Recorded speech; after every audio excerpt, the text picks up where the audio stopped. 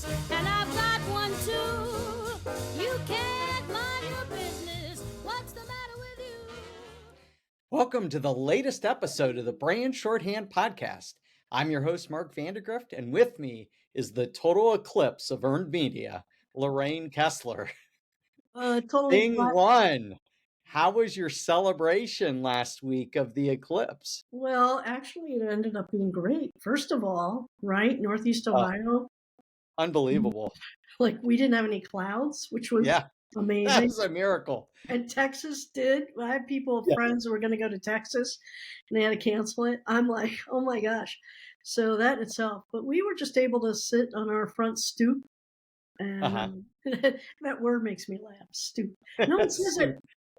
Patio. Yeah, Is it a nobody uses patio? No, it's stoop not a anymore. patio. Front porch.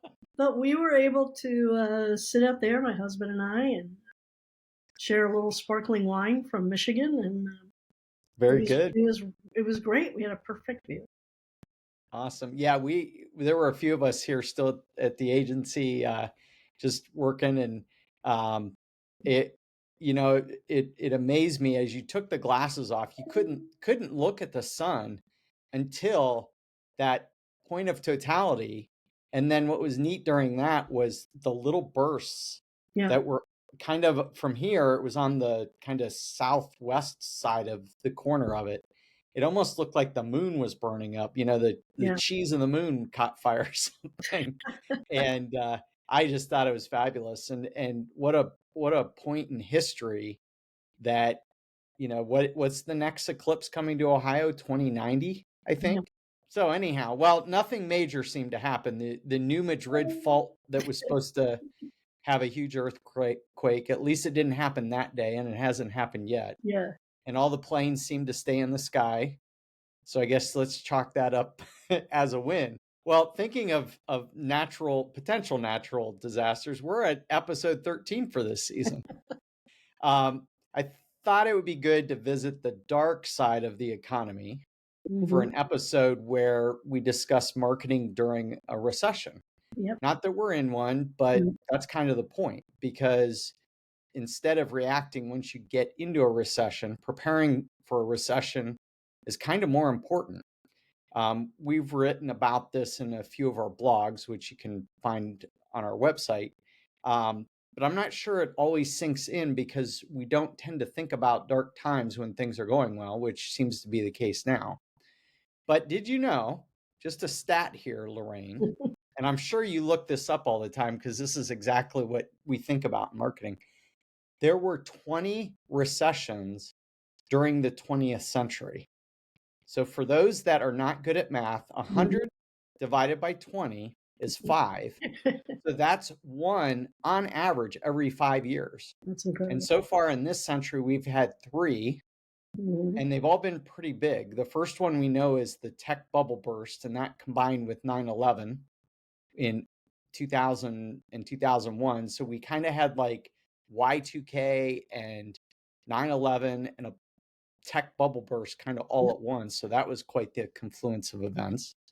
And then the next recession was in 07 and 08. And I don't think people have to be reminded of that. That was technically, they called it a Great Recession. And then, of course, we had the COVID or the pandemic recession for most of 2020. And that's 3 in 24 years.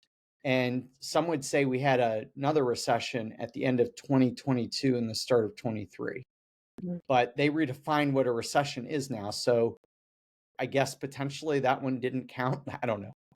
Yeah. Never mind all that. Whether they come every 5 or 8 or 10 years, we know a recession is coming. It's just the cycle of humanity. Right. And I guess we would ask marketers in particular, not just people in general, have you prepared for it? In our personal lives, we have that mantra, make sure you save for a rainy day.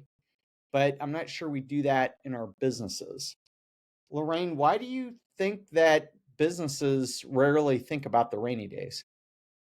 Well, I think, we've talked about this in some previous podcasts. I think the most obvious glaring thing, right, is that they make these unrealistic business plans based on Wall Street or investors. and they're trying to please those investors by talking about how they're going to have many more sales or profits, and it's so bad. It's by month, it's by quarter. I mean, some people said the business of America is a problem because we only think quarter to quarter, and so to appease these investors, we come up with these anomalous to the category ridiculous numbers for growth and profit, and then they get pushed down to marketing, and marketing's then told, well, make this number happen. And so that's just, and I think that's a problem. And I think that focus, right, it takes the eye off what I think is much more important and very few companies really focus on, unless they're led, I think, by a marketing person who has a vision, or someone who's more of a visionary.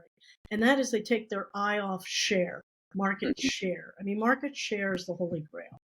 So aiming for share over short-term reward of quick sales or profit, pays dividends in up markets and in down. That's the real key. And that's the best time to do it, because often in down, when economies turn down, there's enough scaredy cats who run the other way and try to play it safe, which ends up being the riskiest decision of all, because you can have your share eaten up. So true strength in a business, I believe, comes from leadership. So the more you can grab share, the better off. Yeah. And, ironically, the chasing of sales and profit versus share is one of the biggest reasons behind something we've talked a lot about, which is rampant line extension. And history has shown that the more you add, more is less. That the more you add, the more you start to split your own atom. So, and I know this is kind of ancient history, but one that occurs to me is Miller beer. We always have the beer awards, but you can learn a lot from ancient history, as I have learned now watching all the YouTubes I do. But Miller was selling like 35 million gallons of beer when it had just two brands, the High Life, which is its original, and Light. And then by the 90s, after having added other beers, including, I think, what they called genuine draft, they went down to 32 million. And then pretty soon they were overtaken by Budweiser. So, more is less. And I think that what happens is people are chasing sales and profit and trying to appease or please investors versus looking strongly down the future and really having a future vision. Well, there's two principles at play here. One is just saving for the future. Yep. My dad always said, first 10% goes to the church in your tithe. Next 10% you need to save for a rainy day. And that still gives you 80% to do a lot with. Right. But if people save 10% during a recession or outside of a recession, right, and the general line of thinking is that a true recession happens every 10 years, that gives you 10% a year for 10 years, right? What does that add up to? 100%. Yeah. So in the year that you're down, technically, if you dip into that 10% per year savings, you should have the same or more budget available in the year when the recession hits. Right. And that should go further. Why? In a lot of ways. One, the cost of media goes down typically during a recession because of supply and demand, right? So you can buy more with every dollar. And then number two, there's less clutter. So not only can you buy more, but your competition's probably shriveled up into the corner, sucking their thumb going, woe is me. So there's a lot of principles, at play here. And I think if we look at history, since you said you wanted to look at history, we have a lot of facts and figures to back that up. In fact, let's share a few of our stats, and I'll put these up on the screen because it's sometimes easier to see a stat than it is to hear it. Although we have a lot of folks hearing this podcast, so you'll have to just hang with us. Yeah. So in every recession, this is a chart you can easily find online since the 1920s, the companies that increased their marketing spend during a recession came out ahead. Okay, so Yep. the key thing is increase their marketing spend during a recession. And the classic example we always hear is during the Great Depression was Kellogg's with Tony the Tiger. And the company they overtook was cereal leader Post, which decided to retreat and play it safe. And not only did they win market share that year, but guess who has been number one in cereal ever since? Kellogg's. Right. Now, that said, we know what the Kellogg CEO just did, as you mentioned in our last episode. Yeah, the saboteur. I mean, when will they learn? I don't get it. When will they learn? Yeah. But so let's go to a more recent example, which is the 07-08 recession. And I thought this was interesting because, again, these case studies are online. We're not inventing these. Yeah. And Ford increased its marketing spend rather than retreating. And here are some stats that you can chew on. Ford's then retail market share rose for 4 consecutive months for the first time in 14 years. And Lorraine, you gave examples over several podcasts where the big three automakers always went to the government, basically bemoaning and asking for controls to protect them. But Ford actually went and did something about this. So for the first time in 14 years, and guess where that share was coming from? General Motors and Chrysler. I was going to guess they're the old arch enemies. Yeah. Yeah. Not from Toyota, not from Honda, not from the big guys. And data from the CNW market research, so you can look that up, Google it, showed that 19% of consumers who had planned to buy a GM car in January or February of 2009 instead bought a Ford, Lincoln, or Mercury. That's interesting. Yep. 15% of people who were set to buy a Chrysler or Dodge in 2009 switched over to one of Ford's brands. Wow. And then here's a quote from the VP, the then VP of sales and marketing. I don't know if he's still there or not. His name's Ken Chooseby. Times like these can provide opportunities for us to distance ourselves for the long term. In the first 2 months of the year, he's talking about 2009, the number of qualified buyers who plan to buy a Ford jumped 16% from 2008. And qualified buyers who intended to buy GM fell 12%. Oh, geez. And Chrysler 33%. Oh my gosh. That's disastrous for Chrysler. Yeah. And bad enough. Anything double digits. You're not going to get that back easy. See, once you lose a customer, you don't get them back easily. No, not at all. Right. Yeah. And, Ford doesn't have like this path of nirvana or anything like that. I can't even think in the last 30 or 40 years where any of the big three were making a huge dent in market share. But Ford took that opportunity of a recession and just poured it on.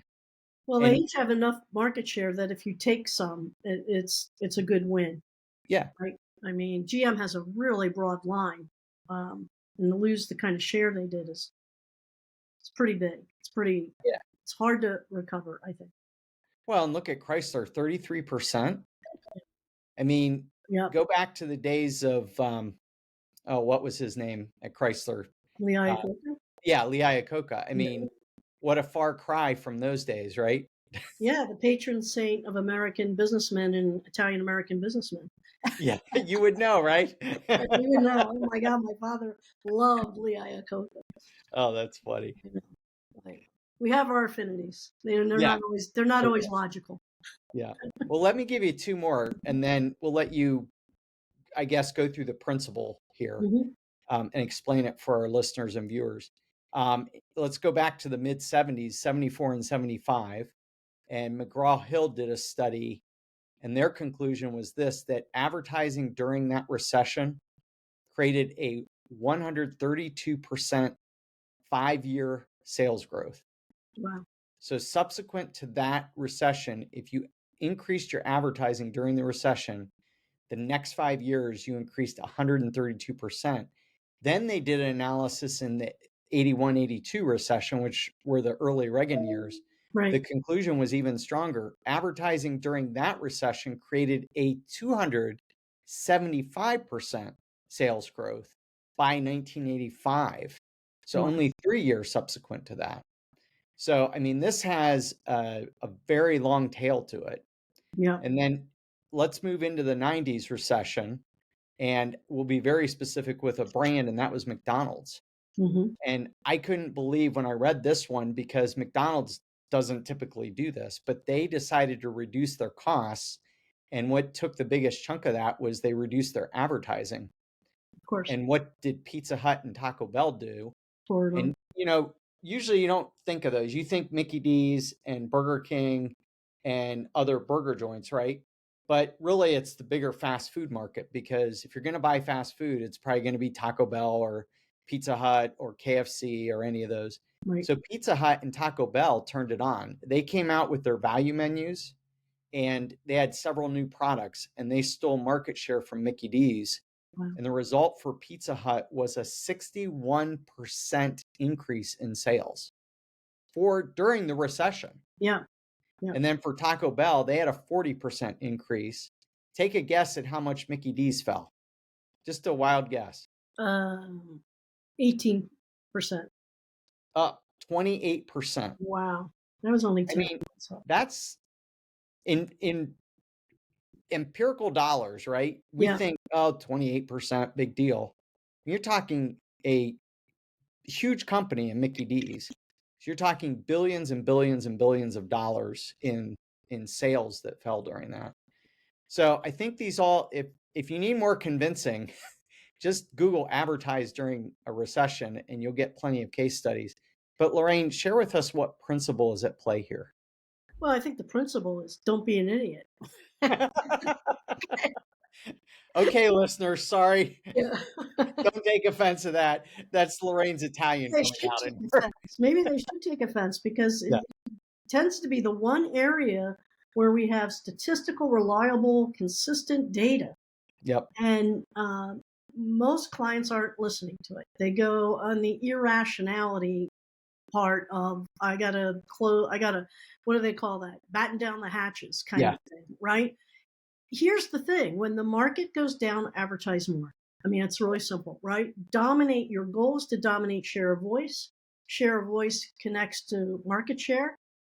And it may be the only really advantageous time in today's competitive markets, I believe, to grab market share. Yep. So it is an opportunity on the plate, and it's handed to those who have the chutzpah, the grit, to go against those who think we should cut costs and kind of retrench, to just say play it safe, for example, as I said, is the riskiest decision you can ever do. To go at it with everything you've got, because we know that the return is there, right? We just know it. So anyway, don't be an idiot. Spend more in a recession. Well, think about, I don't know how much you probably don't do any day trading, which I highly advise against unless you're trained. But what's one of the things that if you talk to a financial advisor, they get all excited about? And that's when the market has a downturn. If you're looking long term, they always call it a garage sale. Yeah. Well, why do you want a garage sale in terms of investing? Because everything costs less. Right. I mean, you don't go to a garage sale to pay more for something that you could buy new at a store. Yeah. Right. I mean, you're getting things pennies on the dollar, and that's what ends up happening. I mean, media, we've seen media where my gosh, it's almost like buying it at remnant prices, which, for our listeners who don't know what remnant basically is where you go to a media outlet and say, we're only going to pay this amount for something. Do you want to accept our offer? And then you hand over their ability to run it whenever they want, right? But in the bad times during recession, they're basically selling a lot of media at remnant prices, and you still get to command placement, frequency, day part, you name it, all the things about media. And it costs less. Right. And so that's why a garage sale, when it comes to marketing, which equals a recession, is such a valuable thing. Right. Yeah. Right. So we just need a few bold clients to approach us in a recession. And we'll help you spend for your success. Well, that's exactly it. And if you think about the fact that from the standpoint of saving now, I think there's still time.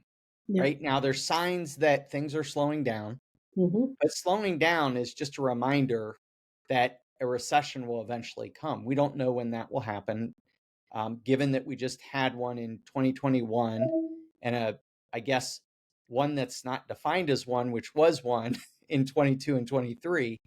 That's pretty good reminder that, hey, start saving 10% now of your marketing budget. Right. I don't know how, your companies work that listen here, but, put it aside so that you have that opportunity. Because, the main principle is the clutter decreases, and that's why you start gaining market share. Right. So,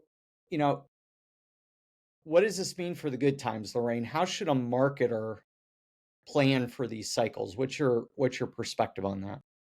Well, I think you have to stay focused on the main goal, and the main goal to me in competitive markets is how do I approach leadership or retain or maintain it? How do I get that advantage?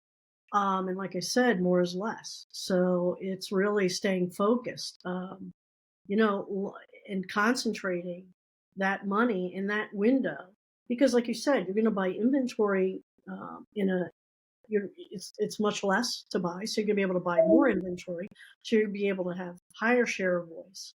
And it's likely some of your competitors will retrench rather than move forward, so you can take advantage of them. And so, stay focused on the main goal, not just sales and profit or trying to protect, but actually focused on growth. How do I grab share? How do I improve our position and come out of this on higher ground than I was when I went in?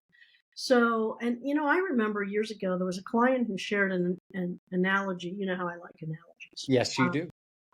But he was talking about focus and concentration, and he made the analogy to if you had 40 soldiers and you wanted to break through a wall, would you string those soldiers out in a line, one next to the other? How likely would it be that you'd break through the wall? Or would you put them bunched together on one target and with all their might push? So which has a more likely outcome? So I think that speaks to me about focus and then concentration, like amass all of your focus on that moment and break through that wall of competition. I think you're going to come out of it. Well, and let me throw a little curveball here, because a lot of times recession is caused by crisis. Yep. So we think of 9/11, we think of the pandemic. 07, 08, I don't know, there was no crisis per se, but let's just take 9/11 and the pandemic. What would you say to an advertiser who finds themselves trying to leverage the crisis? And let me explain that a little bit more. So, do you recall all the emails that you got from all these vendors that said, we're doing everything possible to keep you safe during this COVID period, blah, blah, blah? I mean, I would get them from my credit card company. And I'm thinking, what can you do to keep me safe? I don't visit you. You don't do anything for me that would give me the virus, right? Yeah. Yeah.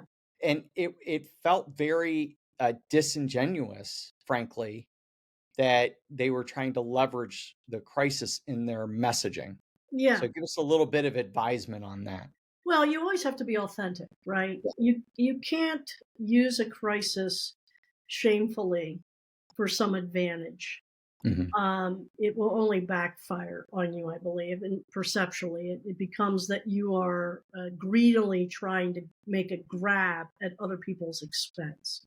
Mm-hmm. And so you can't do that. You can have certainly recognize the crisis as an opportunity to add value to your customers, like offering discounts on fast food and things like that, that might help people during a time when they are feeling threatened or insecure, but not couching it so overtly about we'll help you survive the crisis by cutting the Whopper price. I mean, come on. And so again, there's a certain amount of professional dignity and authenticity that brands are people too, Mark. Yeah. It's true.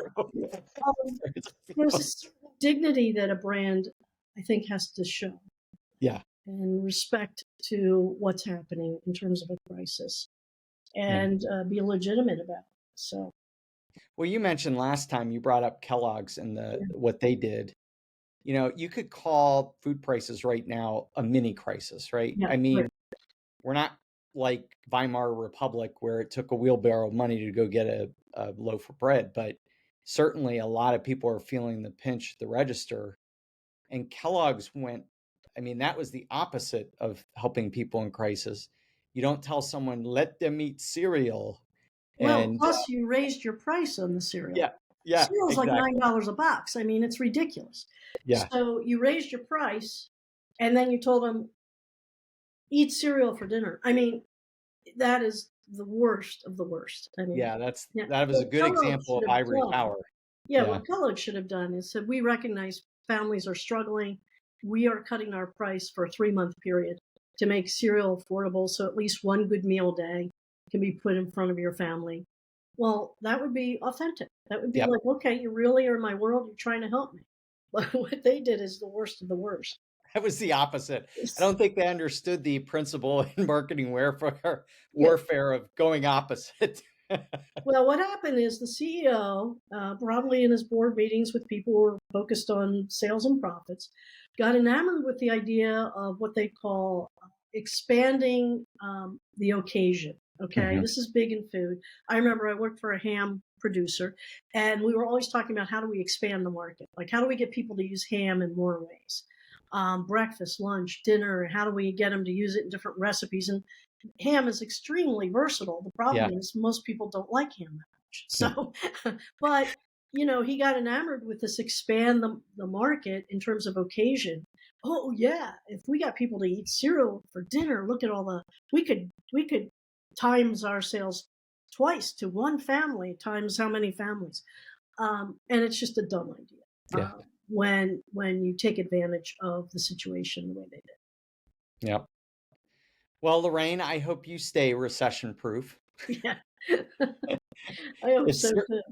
it's certainly not anything that we eagerly anticipate, but it's a reality we can't avoid. I mean, 20 recessions in the 20th century. I Yeah. mean, that's if that's not reality hitting your face, I don't know what is. But I think marketers should take advantage of that and can take advantage of it. Yeah. Yeah. So, any last words of wisdom for our viewers and listeners about advertising during a recession? Yeah, I think one last thing I found really interesting. I listened to the Frontline story on Jeff Bezos, right, and Mm, Amazon. And Bezos spent years not making profit, not making money, right? Zero. And here's what I think more CEOs of big companies with a vision need to do.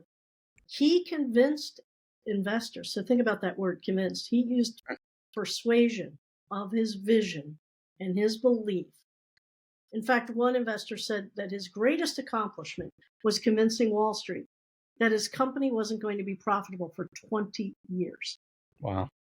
Now, it's a trillion some company. I don't know how many trillion, but more than I can count. And I think they just went over 2 trillion market cap. that's insane. Yeah. So that is banking on the future. That is really, and so more CEOs need to exert. I think one of the problems is so many CEOs, as we know, and I hate to say this because I probably have people listening are, but they're accountants and financial people. And they look at risk differently than marketing people do, than people who have a vision, an entrepreneur would. And I think that's a problem, because you need this chutzpah to use every ounce of your persuasion ability to make sure that investors kind of back off if you have that kind of world-changing idea. Now, not everybody has a world-changing idea, but I just thought that was kind of an interesting take. Well, that's great advice. And I think that's a great way to close this episode. So to our listeners and viewers, thank you for joining us. And if you haven't liked, shared, subscribed, or told your friends about the Brand Shorthand podcast, please do. And did I say, Lorraine, please subscribe? Yes, there you go. Please subscribe. Subscriptions matter. Yes. Yeah. Okay. And until next time, have an amazing day.